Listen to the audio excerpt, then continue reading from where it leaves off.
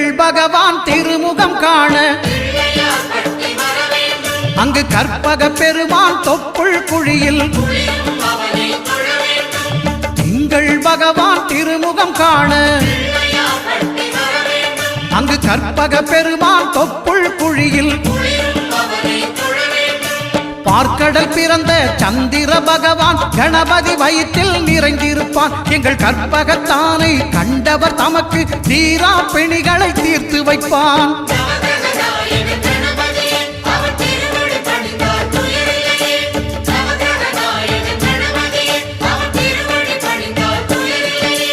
ஒன்பது கோளும் ஒன்றாய் காண